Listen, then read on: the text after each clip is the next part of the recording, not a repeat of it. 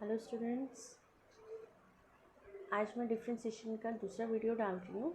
उस दिन मैंने आपको कुछ रूल्स बताए थे, जैसे पावर फार्मूला, सबसे इम्पोर्टेंट पावर फार्मूला। उसके बाद मैंने आपको बताया था कि एक्स का जो डिफ्रेंशिएशन होता है वो हमेशा 1 होता है, कांस्टेंट वैल्यू का जो डिफ्रेंशिएशन होता है वो हमेशा 0 होता है। ऐसे कुछ रूल्स मैं आपको इसमें बता रही हूँ।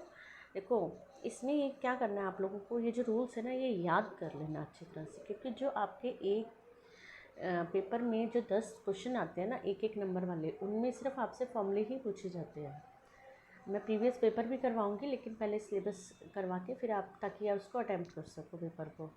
तो अब पेपर में हो सकता है ज़्यादा भी आए आपके एक एक नंबर वाले क्वेश्चन, तो इसलिए फॉर्मूले ज़रूर अच्छे से याद कर लेना, ठीक है। जैसे कि साइन एक्स का आपका क्या होता है डिफ्रेंशिएशन, कॉस एक्स का डिफ्रेंशिएशन माइनस साइन एक्स। आपको कुछ नहीं करना, जहाँ पे आपसे पूछा जाए कि साइन एक्स का डिफ्रेंशिएशन क्या होता है, आपने डायरेक्ट आंसर लिख देना कॉस एक्स। या जहाँ पे क्वेश्चन में भी कहीं पे भी आता है कि उसको कैसे डिफ्रेंशिएट करना है, तो आपने डायरेक्ट उसका आंसर लिख देना है, उसका कोई प्रोसेस नहीं। जैसे टेंजेंट एक्स है, टेंजेंट एक्स का आपसे पूछा जाए डिफ्रेंशिएशन क्या होता है, तो secant square x. Cot x का minus cos x square x. Second x का तो second x tan x, cos x का cot x sec x, sorry यहाँ पे कॉसेक एक्स है। ई एक्स क्या होती है, आपकी एक्सपोनेंशियल फॉर्म होती है। ई एक्स का डिफ्रेंशिएशन हमेशा ई एक्स ही रहता है, इसमें कोई चेंज नहीं करना। और लॉग एक्स का डिफ्रेंशिएशन होता है 1/x। अभी मैं आपको पहले सिंपल बता रही हूँ, उसके बाद थोड़ा सा ट्रिकी क्वेश्चंस पे आएंगे। जैसे अब मान लो मैंने आपको फॉर्मूला बताया है, इसी फॉर्मूले के बेस पे मैं आपको एक क्वेश्चन देती हूँ कि आप इसको मुझे डिफ्रेंशिएट करके दिखाओ। वाई क्या है, वाई आपका ये फंक्शन होता है x³ plus 2 cos x minus log x. ये आपका क्वेश्चन है। अभी देखो, ये जो क्वेश्चन है ना, ये आपका 3 या 4 नंबर में आ सकता है, और इतना सिंपल क्वेश्चन है, ठीक है। सबसे पहले देखो x³ अब अगर तुम्हें ध्यान होगा, x³ का हमें क्या करना था, पावर है यहाँ पे 3, तो पावर फार्मूला लग जाएगा सिंपल। यहाँ पर देखो, जहाँ प्लस या माइनस में होता है तो आप सिंपल एक एक टर्म को भी पहले डिफ्रेंशिएट करके फिर उसको इक्वेशन में लिख सकते हो, ठीक है। प्रोडक्ट रूल और क्वोशिएंट रूल वो मैं बाद में बताऊँगी, पहले सिंपल तरीके वाले करेंगे। तो इसमें देखो यहाँ पे प्लस है, अगर आपको लगता है कि आप एक साथ इस क्वेश्चन को सॉल्व नहीं कर सकते, अलग अलग टर्म को कर लो। जैसे मान लो मैं सिर्फ पहले x³ को करती हूँ, तो हमारा फॉर्मूला क्या था उसका, पावर फार्मूला का x⁴n x n-1, ये ना हमारा फॉर्मूला, ठीक है। तो यहाँ पर अब n की जगह पे क्या है 3x 3-1, तो ये हो जाएगा 3x2। ये किसका डिफ्रेंशिएशन हो गया, x³ का, ठीक। इसको छोड़ दो। अब नेक्स्ट आपकी टर्म क्या है 2 cos x, ठीक है। अब ये 2 cos x के साथ है, तो 2 को हम छोड़ेंगे नहीं, 2 को साथ लेके चलेंगे। 2 तो ऐसे कैसे आ जाएगा। अब देखो, यहाँ पे 2 को आपने ये नहीं करना कि ये कांस्टेंट टर्म है तो इसको 0 कर दो, नहीं, ये आपका यहाँ पे मल्टीप्लाई हो रहा है उसके साथ, है ना।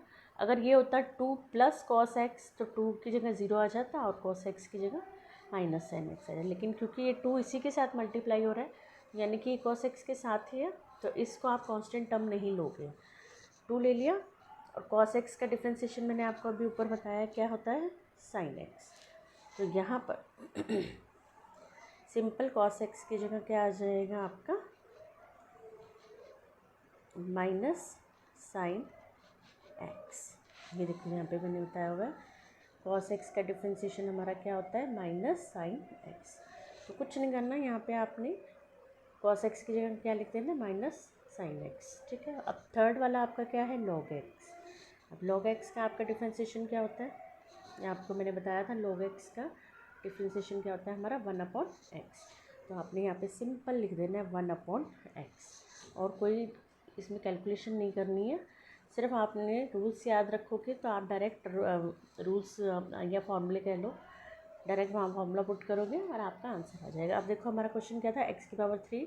ये नहीं कि इस क्वेश्चन को यहीं छोड़ दो अलग अलग में, नहीं, क्योंकि हमारा क्वेश्चन तो पूरा कंबाइंड था ना, तो इसको ऐसे ही कंबाइन करके लिखेंगे। अब x³ का क्या आया था आपका 3x², तो यहाँ पे मैं लिख दूँगी 3x², ठीक है। और ये y का क्या हो जाएगा, dy/dx, क्योंकि डिफ्रेंशिएट कर रहे हैं ना। अब 2 cos x का क्या हो जाएगा, -2 sin x।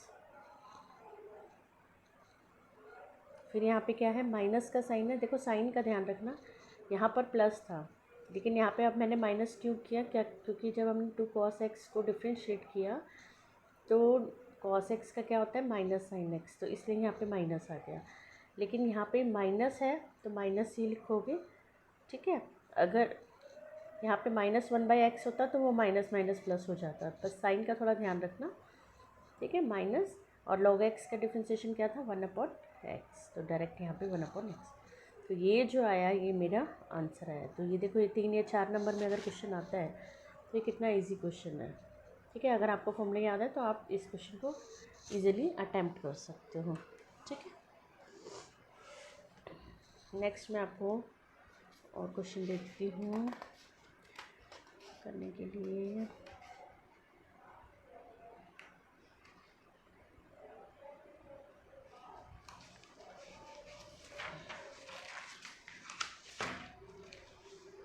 देखो अब मान लो यहाँ पर आप